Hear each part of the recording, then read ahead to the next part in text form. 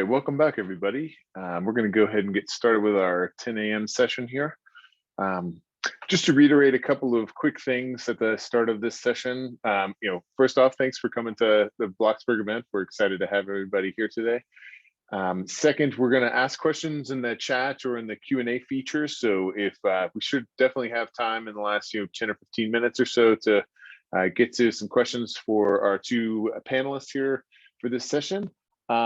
We've got another session that we added that's going to be a student panel at 1 o'clock. So I encourage you to check out the information for that on our website. And they're going to be talking about blockchain education and kind of a future of blockchain from a student perspective. So definitely worth sticking around and checking out that recently added session.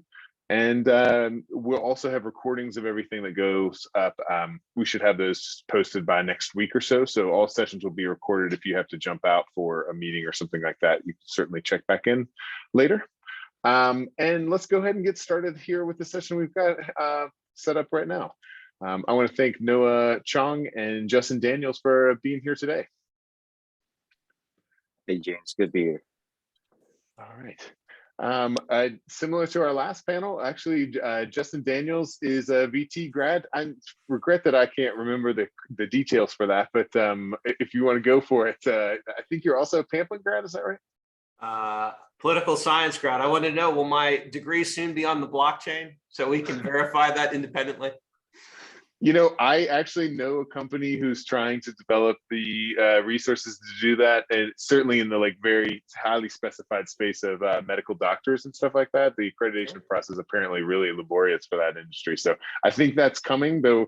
I just listened to the Ezra Klein show about a week ago, and there was some decent reasons to be skeptical about actually doing that. But for another time in another place, I'll have to dig into that one. Just a quick intro of our two panelists here. Noah Chong is a Georgia Tech alum. We won't hold that against him coming from another ACC school, but he's worked for several years designing full stack apps for government contracts. And he now works on Harpie full-time and is directing their marketing and managing a lot of their back-end services. And then Justin Daniels, as I said, is a VT grad. And since 2017, Justin has been providing strategic advice to clients relating to blockchain technology. And he represents a publicly traded company with multiple crypto mining facilities in the United States and has extensive and significant experience negotiating and drafting power contracts, crypto mining hosting agreements, and related critical data centers and infrastructure necessary to engage in cryptocurrency mining. So thank you for bringing some really interesting expertise to this. I'm really glad that you reached out, and we're excited to have your guys' session. Okay, it sounds like maybe people aren't hearing anything, is that? That was just my mom in the background.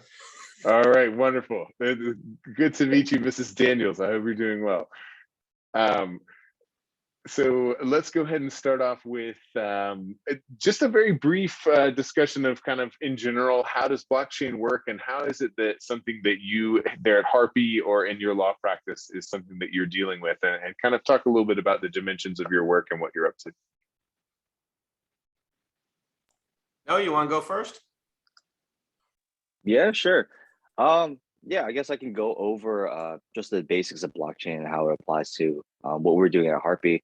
I think the best way, especially if you're not familiar with blockchain, I think the best way to describe it is just one giant database, right? So it's a giant database that holds a big collection all of blocks chained together, and inside each block is a bunch of transactions. So very similar to what Bank of America would have in their back end. That's what a blockchain is, except it's distributed, decentralized, and essentially everyone kind of owns a copy of it on their own machine. So over at Harpie, there's a lot of security issues that kind of come with blockchain. It's a new technology. Not many people understand it, and a lot of specialized minds are in the field. So it gives Harpie and gives the work that I'm doing personally a lot of, we got our work cut out for us, right? There's a lot of things that we can come in and kind of fix and help out in this space. So James, from my perspective, and the best way I like to explain a blockchain to people is blockchain is all about disrupting the middleman. So Bitcoin is the most mature use case of blockchain. But really what Bitcoin is at its heart is, if you and I went out to lunch at Tech in the old days, and I owed you 20 bucks for lunch, if I didn't have cash, I'd write you a check, and there'd be a bank in the middle of all that verifying my account, that I had the 20 bucks, what your account was, and facilitate the transfer.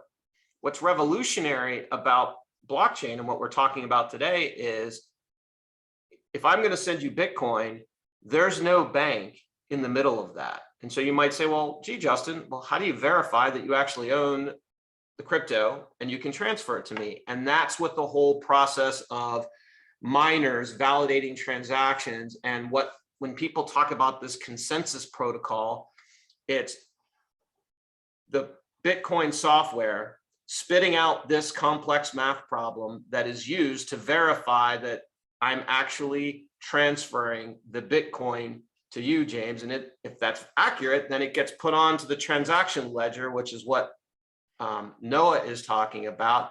And that, in a very basic level, is what's interesting and so revolutionary about the blockchain. At its core, it is completely transforming the role and disrupting the middleman. Yeah, absolutely. So just so we're on a common set of footing, let's run through a couple of these questions kind of quickly. I think we have a pretty technical audience, but so we'll do it kind of fast. But could you go into what is a smart contract, a digital wallet, and then start to get a little bit into the dimensions of how those two things work together and why they are linked when they're interfacing on a blockchain? Yeah. Yeah, I think those smart contracts, I think even the concept of digital wallet, people kind of get stumped on. I think one of the biggest things that needs to be clarified with the digital wallet, so for example, that's a MetaMask wallet or a Trust wallet, is that it doesn't actually hold your crypto, right? So when you have when you're on an exchange like Coinbase, you're not actually sending crypto around, you're sending bits of data. When you're actually going onto a wallet and then you have it, all it is, a digital wallet, is just some kind of portal that allows you to access your funds, manage your funds, see your funds, and then be able to interact with the blockchain in some kind of way. If I ended up losing, for example, if I had a digital wallet on my phone and I lost my phone, I don't technically lose all my crypto. I could always just regenerate my wallet sometime in the future. So the best analogy that I can make there is probably something very similar to like a bank portal, going onto your Bank of America, logging in. Just because you end up closing your browser session doesn't mean you lose all of your money. It's always there whenever you log in. And on a similar note, with smart contracts, they're essentially just computer code, right? It's computer code that facilitates transactions, approves transactions, and basically there's an approval between both parties, right? Party A has these set of conditions, party B has these set of conditions. They both agree. So for example, if the best example is like a wire transfer. If I set a wire transfer for 3 days in the future, a smart contract can do the same thing. And at 3 days in the future, it will send X amount of Ethereum or X amount of Bitcoin out of my wallet and then send it out to a digital wallet somewhere else, or a smart contract too. So the interactions between both is your digital wallet holds your funds, and the smart contract allows you to kind of interact with all of these decentralized apps. So all of these staking pools, all of these liquidity pools, all of these other like very fun mechanisms in Web3. It allows it to kind of be smart in a way.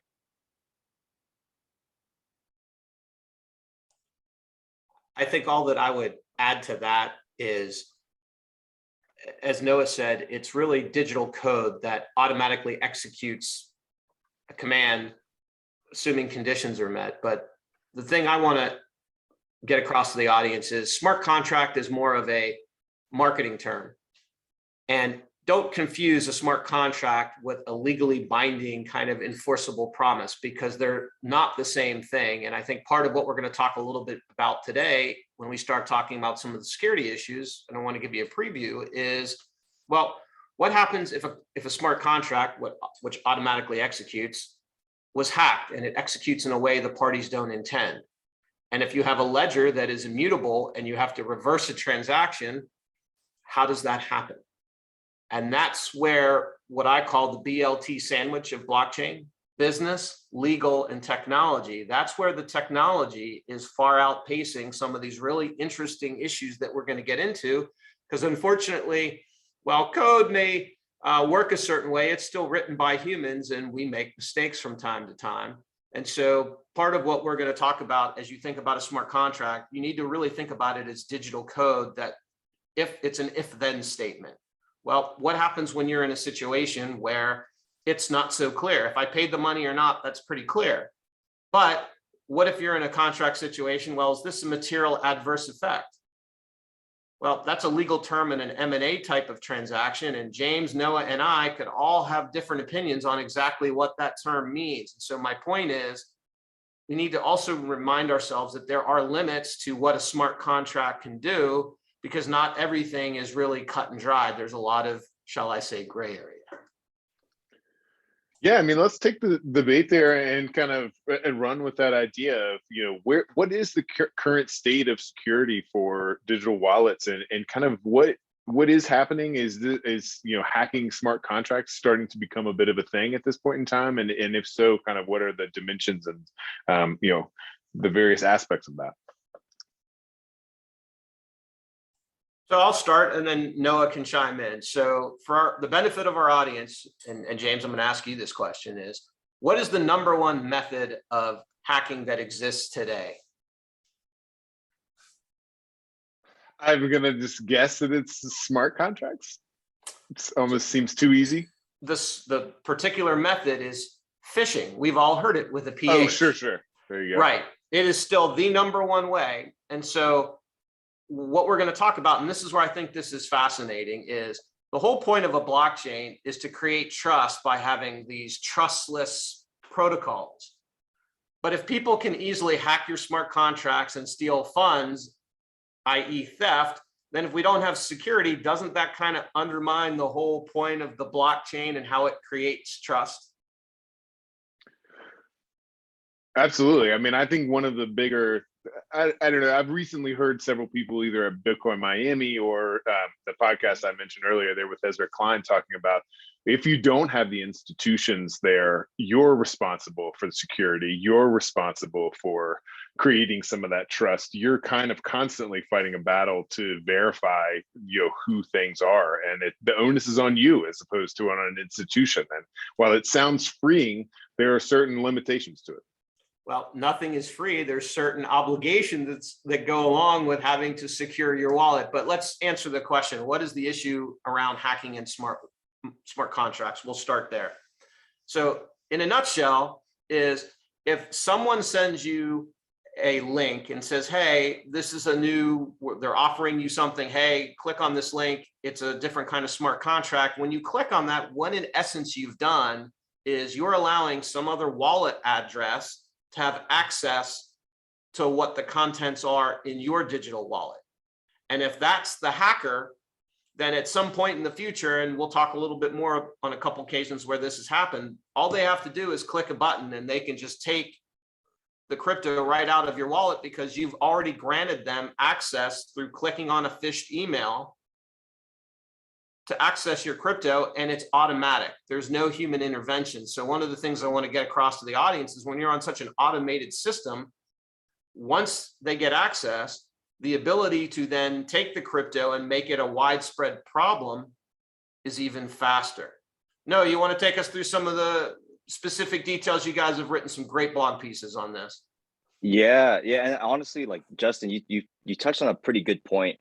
I'd say like 99.9% of hacks on, anytime you hear a hack on the blockchain, for the average person, 99.9% of them are basically like very low effort phishing scams and, oh, I am Mr. So-and-so kind of attacks, right? A lot of people who are on these spaces are not doing these crazy like social engineering or like crazy programming scams. A lot of it's very basic. And since smart contracts allow you to do everything with one click, at least in Web 2, if I'm getting scammed, I can at least like stop in the middle of writing my credit card number and say, oh, hold on, like this is kind of fishy, right? One of the biggest phishes and phishing attacks that happened recently, I think you guys have all heard, is probably the OpenSea attack. And everyone started calling a hack when it first started.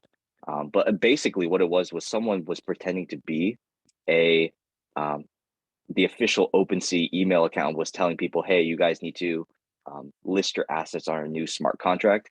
And so people did.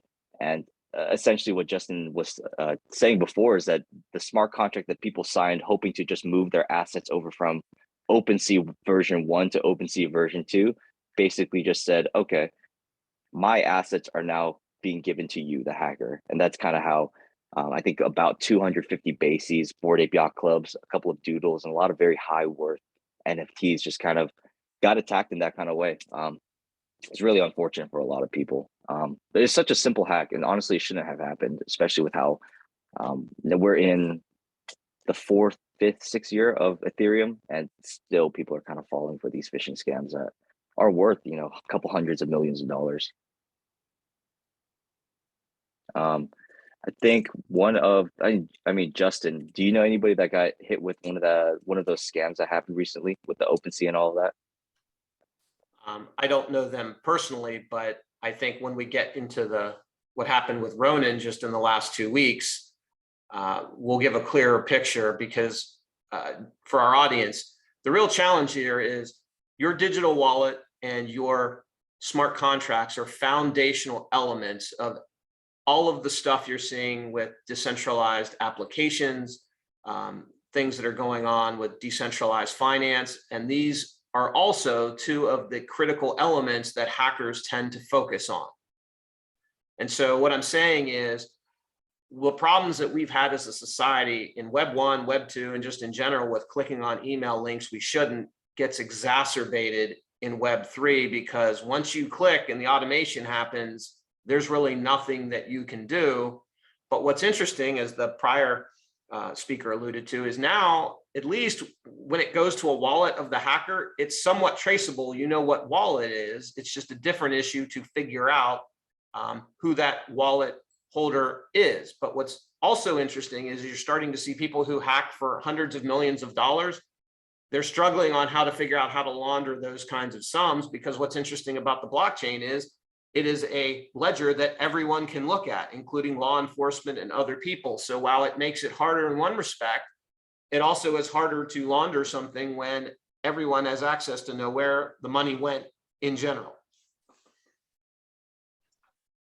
So I'll ask a question briefly just about the logistics of how this works. And you kind of touched on this, but if I'm clicking on the link and I am not necessarily logged into my digital wallet, let's say, how might do I actually technically have to be logged into the digital wallet or already have something like my MetaMask open, or is it something that would execute later, like once I open something like that? Like, how does the actual phishing attack work from a very rudimentary perspective? Yeah, I think to go over that. So first of all, you have to log in and you have to physically click the button. So it's not like you're going to get a virus and something's just going to happen without you knowing. You are physically in power to make this smart contract activate. But to go into a little bit more of the weeds of it, for example, like in smart contracts, there's a function called approval, and a lot of decentralized apps use approval in order to do things. So, for example, OpenSea asks for approval for your wrapped Ethereum in order to do auctions on NFTs. So if I wanted to auction, put in like a eBay style bid for 1 Ethereum on a certain art piece that I want, then I will first need to give approval for OpenSea to use my Ethereum, and then OpenSea will take that Ethereum out of my wallet sometime in the future after I put in my bid. But I physically went ahead and gave it approval, gave them access in order to move my money around. Without clicking that and giving that explicit approval, they couldn't do anything with it. And that's kind of how all of these other phishing scams happen. With Web 2, one of the best antivirus measures that we have is the spam filter and antivirus. Anytime we go onto some kind of fishy website, anytime we get hit with some kind of fishy email, some spam filter comes by and says, hey, this doesn't seem legitimate. you should be careful. Unfortunately, with Web3, that's not the case. If I had one contract from OpenSea A here and one contract from some hacker here, the OpenSea contract is going to look almost identical to this hacker's contract. The only difference being is the address. And since everyone's familiar with smart contract addresses and blockchain addresses, they are just a bunch of random hexadecimal numbers. Like no one's going to memorize that. OpenSea starts with 0xBCD, and then a hacker's address starts with 0x535, right? So nobody checks, and since there's such little difference and such little easy access for someone to just click that button and say, hey, you can use my assets, that's kind of where that issue is really prevalent in Web3, where these phishing scams are very low effort and people don't take the care to look into them a little bit more. So I guess one question kind of comes to mind is every time we introduce a new type of technology, whether that be email back in the day or pop-ups way back in the day, there's always kind of the next kind of iteration of some sort of either like kind of internet trash that messes with you or another type of way that your security can be compromised. Is the idea that you guys are presenting just kind of the next iteration of that, or is there a magnitude shift here? Is there like an actual, is this something that like we need to sound the alarm for in a way that's maybe more important to sound than maybe it's been in the past? So I think from my perspective, ransomware is obviously a huge issue where they come in, encrypt your network, hold it ransom, and many companies pay it. Where I think this is more important in Web3 is, number one, and again, we'll talk about this in the Ronin hack, is everything is now so automated. As I said before, so if someone clicks on that link, you're basically given the hacker carte blanche at any moment to just take all of the coins right out of your wallet. But on top of that is, and people may not realize this, but layer one Bitcoin and Ethereum networks, they're actually really slow. I think transactions per second for Bitcoin is about 7. And for Ethereum, it's like 15. Visa is like 1,700 a second. It's like a lot higher. So what are companies doing? Well, all these companies who do gaming and do all these DeFi apps, the key is it has to be speed. We all remember when we had internet dial-up and how frustrating that was because it was slow. So what are companies doing? They're pursuing how quickly we can have transaction speed and have a user experience. But that isn't free because it comes at the expense of what? Security. And now you're combining that in a network that is really automated where the opportunity for something to happen and spread quickly is even faster. So from my perspective, my jaw is kind of dropped that you could have a company get hacked for $625 million and the investors behind the company are like, we're going to raise money to make the users whole. To me, it begs the question, how much money must be being made that they're going to do that? Because normally, if there's theft, you're not going to trust the system, and that's going to be a limit to how much adoption the system is going to have. So that's where I think you're getting into some really interesting areas about the magnitude of the risk as companies pursue scale, efficiency at the expense of what? Security. One last follow-up before we jump into that Ronin hack that you've mentioned a couple of times is how many types of things are available out there from CipherTrace and some of the other companies that sometimes do some of these like tracking down hacked money or looking for certain activities on the blockchain. Are they successful at tracking down some of the people who are taking some of these monies afterward, or is it at the magnitude that people were interested to even try to look for this kind of thing, or are these such isolated cases that that's just not really possible? So I know of an interesting story. So earlier this year, you might recall that the federal government, the FBI, announced that they had seized the Bitfinex, which I believe was what, 2.4 billion. It was an obscenely high number. It was something crazy. But here's how they did it. Apparently the hackers had put their private key, which, as you know, that's the key to getting into somebody's wallet, is the private key part. they put it on a cloud, and the feds were able to subpoena and get access to it and took it. And once you have the keys, if you don't own the keys, it's not your crypto. That's how they were able to get the funds back in that instance. So what I'm going to say is, I think they're starting to have certain tools, but the issue you have is, if you know what the address is, how do you figure out who has that wallet? And are they in a place where you can actually go and extradite them, or otherwise bring them to justice? Because the issue you have is, part of the reason ransomware is so difficult is, unless the hackers who might be over in Eastern Europe or somewhere take a vacation in a country where you can extradite them, how are you going to bring them to justice? And you just sit at your computer. And so that's where the challenge comes in on how you get these funds back, and why my jaw is dropped when I see these investors in companies that are willing to pay back users, because obviously they're not going to come back if they're not paid. But how much money must be being made that they're willing to do that? Because to your point, it's still very difficult to trace that money and figure out that, oh, that wallet belongs to Justin, James, or Noah, which is why you're going to see a huge issue this year in the NFT market with AML and KYC, which is anti-money laundering and know your customer. Yeah, and just to add on to what Justin was saying, I think with the issue with the FBI seizure that they did, it was just because the hackers were dumb and they put on their Google Drive.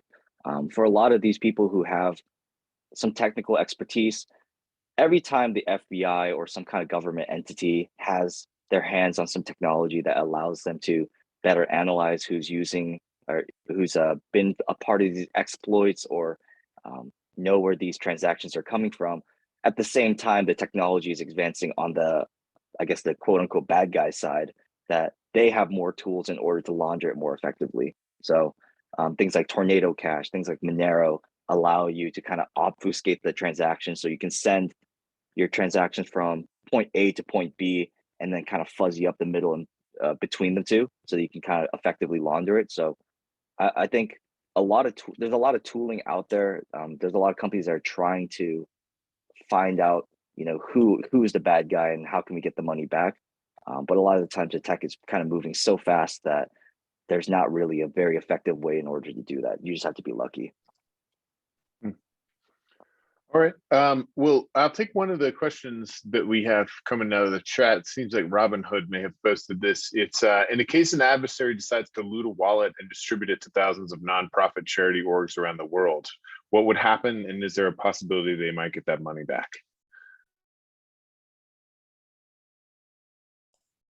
Well, that's an interesting question. So, well, number one, to get unauthorized access to somebody's wallet, that violates federal law, even if your intent is good. So then the question becomes, if they distribute the funds elsewhere, finding out who received those funds, contacting them, probably through law enforcement or otherwise, and getting those funds back. And again, I want to go back to what I said before, is we're still in like the second or third inning here. And so a lot of what is going on, the technology is out ahead of the law. And there are a variety of unanswered questions. Like, for example, if I go and I buy a NFT on OpenSea, and let's say I'm from France, I buy it from Noah, he's in Germany, OpenSea is a US exchange, and let's say I end up not getting my NFT. What law applies? Because the transactions between somebody in France and Germany, I have an agreement with OpenSea, which is just my rights on the exchange. And if you read the fine print for OpenSea, they make no representation about the authenticity of the assets, as well as the buyer and the seller. It's basically buyer beware. How do you resolve that? That hasn't been identified yet. And that's, to me, if you ask me about NFTs, I personally think the only place to really go and get one that you know what you're getting, you know what your IP rights are, is if you go to the NBA site, because Dapper Labs controls the site, and they also have the deal to control the IP. So you have a direct relationship with the exchange, who's also the seller of the tokens or the NFT. When you go to OpenSea, you have none of that. And that's why I'm saying, again, that's where the technology is out in front of the law, and all this is going to start to sort itself out. But those are some of the risks that people are taking right now, and they're engaging in these marketplaces. And I think people either don't think about it or just willing to do it. All right, so let's move on to the Ronin attack that you've mentioned a couple of times and kind of what happened with that hack. And first off, let's just kind of start with the broad strokes, what happened, and then also talk a little bit about maybe as a follow up, why was this successful, and what are some of the why questions that are surrounded. Hey, Noah, you want me to explain the hack and then let you interject with why it was successful and some of what we learned? Sure, let's do that. Okay. So what was interesting about the Ronin hack is, remember before how I said the Ethereum blockchain and the Bitcoin, they're slow. So Axie Infinity is this play to earn game that's become the most popular game. Like everyone in the Philippines is playing it. And what happened was, the more people play, it's like CryptoKitties all over again on Ethereum, the slower the game gets. If the game gets slow, people don't want to play and you can't scale and get more users. So what does Axie says? What can we do to improve how quick this is and how fast and the user experience? We need to have kind of a side chain or a place where we can go and process transactions. Oh, we're going to use this Ronin network. And the way the Ronin network worked was, there were 9 validators of authentic transactions, because in the play to earn game, you're creating NFTs, but you're also able to earn cryptocurrency. So we're mixing different kinds of crypto assets. And in order to verify some of these earnings and getting paid, they'd use the Ronin network, and they had 9 validators, and 5 of the validators had to approve these transactions. Well, what we now know is, of the 5, Ronin controlled 4 of them. The 5th was some independent DAO. But what happened is in order to process transactions, they had actually given authority to Ronin as their kind of agent to approve using that 5th validator. So what happened is, once the hacker got in, identified a vulnerability, and was able to hack the Ronin network, and this thing with the DAO was still in place, they were able to get 5 of the 9 validators. So now what happens? They're able to approve transactions and where the ether goes, and they said, hey, we'll just send it to ourselves.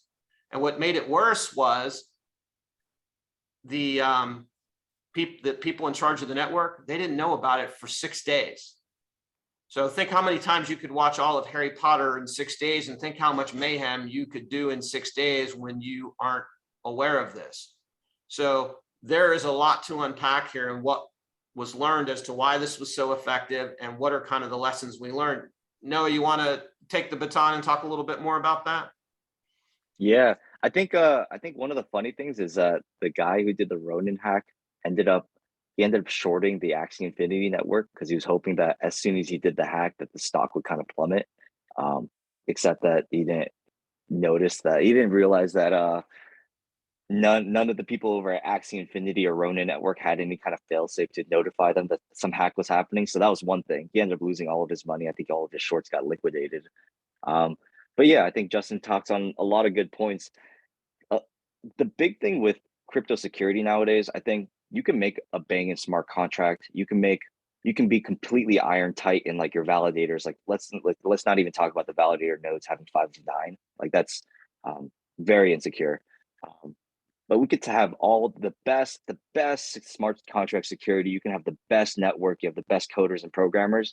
But all of that does not matter if you go ahead and do some kind of backdoor, do some kind of shortcut like they did back in November 2021 with the DAO, and kind of open those gates so that all of your security, all of this, like this big castle moat that you have protecting all of your assets, all of that kind of goes away because someone just kind of built a tunnel and then they just scooped right in. So I think the Ronin hack showed a lot of the issues with that. They showed a lot of issues with you can't make any shortcuts in this space, especially when there's hundreds of millions of dollars kind of involved and being stolen, right? The Ronin hack is just one of many. We have the DAO hack back in 2018. We have everything else happening very recently. It's pretty bad, and a lot of it is just human error. And so, James, there's one other point I wanted to make about this on a more global level. So one of the big raging debates and we saw the Biden executive order, is regulation is going to come to crypto. It's only a matter of what it's going to look like, which agency is responsible for what. And what Ronin, to me, identifies is, if you read the recent quotes from the executive, they're like, we were going 100 miles an hour and, this is what happened and we're sorry and we're going to do better. What that tells me when I listen to that is, how can you be an executive in the year 2022 and you're building something that's solely reliant on electronics and computers and data, and not build cybersecurity by design into the system? And the answer to that is scaling, getting more users. Cybersecurity is inconvenient. And so what people decide, and we're on Zoom did kind of the same thing, we'll just bootstrap that on later when we're big enough that it's just a cost of doing business. But one of the consequences of that is it's going to be hard for a lot of the technologies to get upset about the regulation that's coming if it's beyond what they like, because their own actions kind of created the context for regulators to say, you're not able to do this on your own. And that's why you're seeing, in the absence of congressional action, all of the different regulators are starting to come down on companies and say, these are the kinds of things that you have to do as it pertains to cybersecurity. Because as I said at the outset, cyber insecurity is going to cause people to trust all of this a whole lot less, regardless of the fact that you're relying on these trustless consensus protocols. And it's, again, amazing to me that the investors would make good on these losses. And it says to me, they must be making more than enough, that's just a cost of doing business. So I'm kind of retrofitting this question from my first conversation from the accounting kind of IRS perspective, but what types of clarity would you like to see the federal government bring to this kind of space? What kind of regulatory or policy frameworks are necessary to get some of the better security protocols in play, or to maybe align the incentives of some of these companies towards being able to take these kinds of threats more seriously? So James, is it what I would like to see or what might be possible? I'm a pretty decent advocate for the what's possible, but I don't mind the utopian side too. Let's maybe go with both sides of that coin, I guess. Noah, I'll go first, and then please chime in. I'd be interested from your perspective. But from my perspective, and again, I'm a technology attorney, I've actually also handled ransomware and data breaches. So I've seen what it looks like on the other side. And in a phrase, it's not pretty. What I would like to see is, I think we are all kidding ourselves if we don't come up with some kind of federal cybersecurity and privacy standard, including like breach notification. As we sit and talk today, Virginia, where I'm sure a lot of our viewers are from, has a privacy law. Colorado, California, now Utah, and it's now on 21 more states' dockets. Since the federal government couldn't get their act together, the SEC has promulgated new cyber rules, as does some of the financial regulators. So now what's happening is we are creating a very complicated regulatory landscape.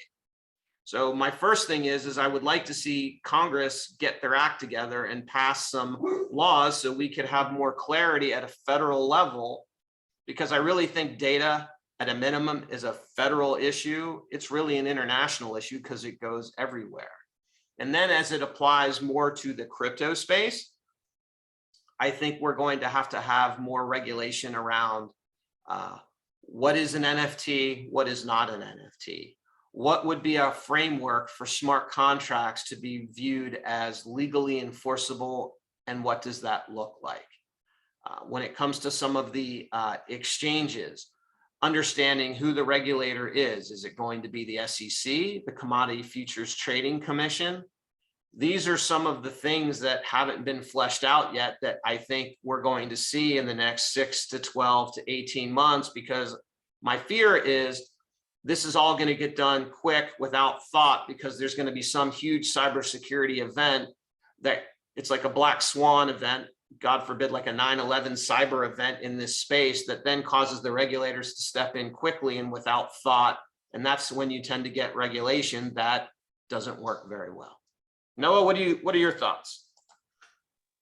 Hey, this might be my Gen Z showing, but I feel like I feel like I'm a little bit more on the libertarian side. I feel like, you know, in the crypto space, I'm on the side that, less regulation is better. So I might be a little bit opposite to what you're thinking, Justin. Um, but I would say when it comes to like getting crypto to the point where it's, mainstream and used by everybody. That's the goal here, right? There needs to be some kind of regulation. I think for me, I feel like the one thing that needs to be really addressed is IP law, and like not necessarily not even IP law, but also just kind of the future of NFTs in land deeds, how we're going to do property rights, et cetera, right? So um, the idea of NFTs being JPEGs and just pictures on a screen, that's like the version one of NFTs right now. Kind of where we're seeing NFTs go is like the metaverse land, and as an extension, metaverse land could potentially be an extension of like real world property. So there's very easy to just make an NFT of some property and say, this is my NFT, I own it, but it's just a copy. So having some kind of regulation about property, land deeds, the actual, like you were saying, Justin, like the actual functionality of what an NFT is on like a regulatory basis, I think that matters. The other stuff, I don't know. I'm a little bit more Gen Z on that side, so less regulation for me makes more sense. I'm not really a fan of KYC, but I understand why it's there. Yeah, Justin, I think you're probably right. As a fellow poli sci grad, I think a triggering event is probably what stimulates action in this space. I think it will something that it's appalling enough to actually force their hand in terms of actually taking on some sort of a legislative solution is probably likely before it's going to be something they like self-select to do.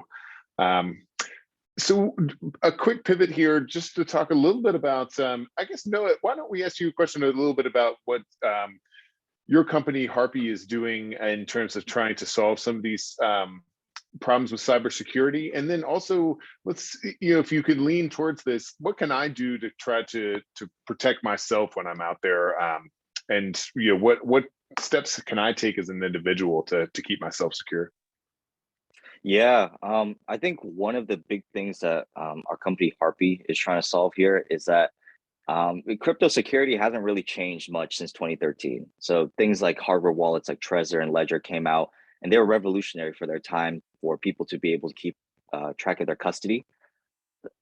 The problem is that the space has a lot of smart people, and the space is evolving every single year. OpenSea came out a couple of years ago, so as the space gets smarter, and as the ways that you can lose your money gets easier and easier, and numerous more hacks and exploits kind of come out the woodwork, your security needs to be smart as well. So that's kind of where we come in. We want to make sure that people have a way to keep their crypto safe without having to have years of cybersecurity knowledge, like for example Justin Daniels, right?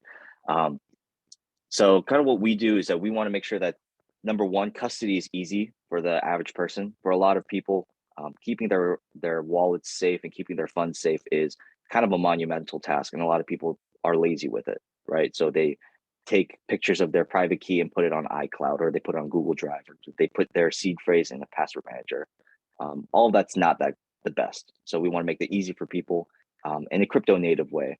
And number two, we want to be as smart as the people out there that's stealing people's money. So in order to out hack the hackers, you need to have tech that's on that same level. And that's kind of where we come in as well. On the side of keeping your own wallet security, I'd say the best thing that you could do for yourself right now is to have a hardware wallet. Um, I'd say have a hardware wallet, buy a Trezor, buy a Ledger, put your private key on there, and get your funds on there. And every record of your private key, if you had it on a Google Drive or iCloud or anything, I say just make a new wallet and just forget that one ever existed. It's already compromised.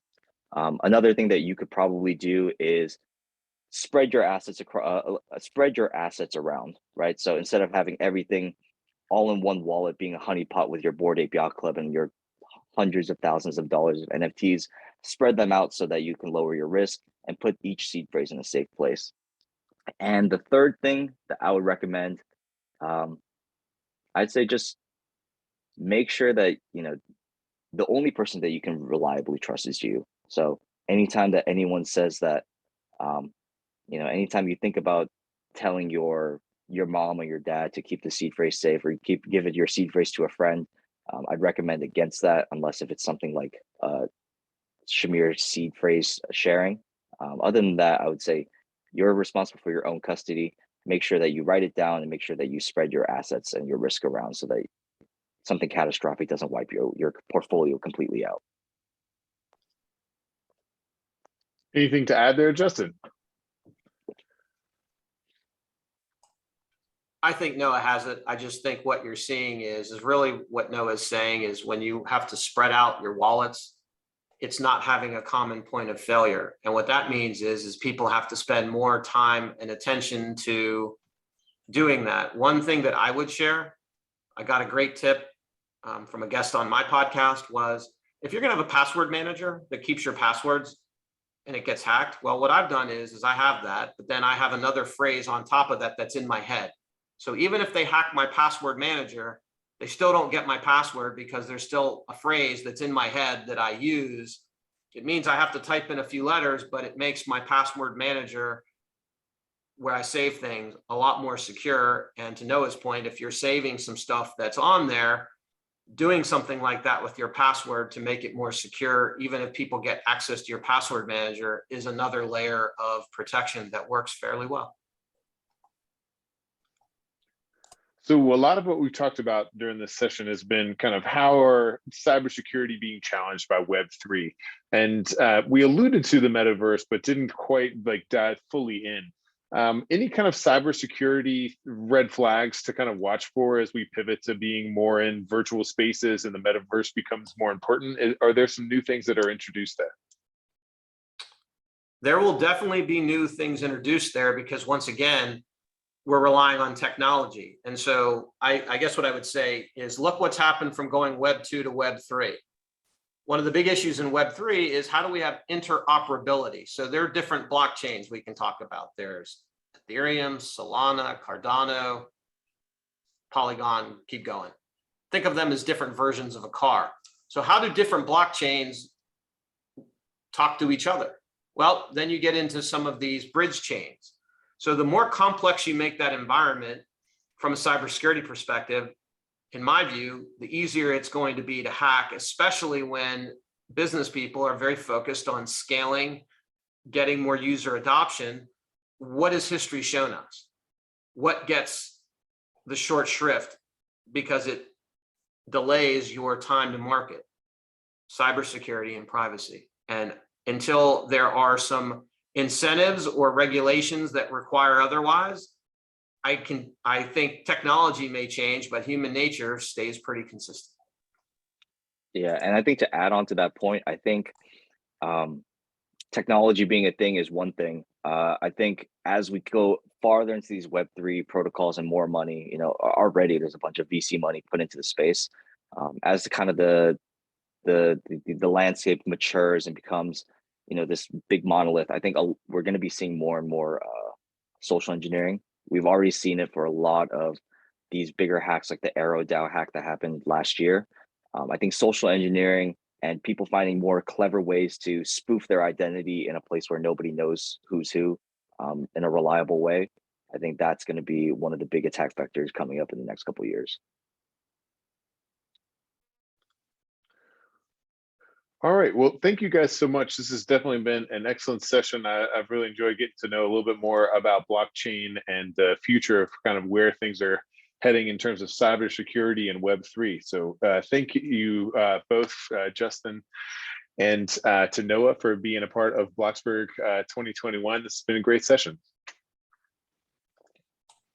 Thanks for having us. Yeah, it's been a pleasure. Great. So we're going to have about a 10-minute break, and then we'll be back with session 3, which is going to be crypto and traditional finance, a conversation with Tom Farley, the incoming CEO of Bullish. And we're going to be talking about the future of blockchain and kind of everything that's happening with their company. So looking forward to that session, and I'll see everyone in about 10 minutes.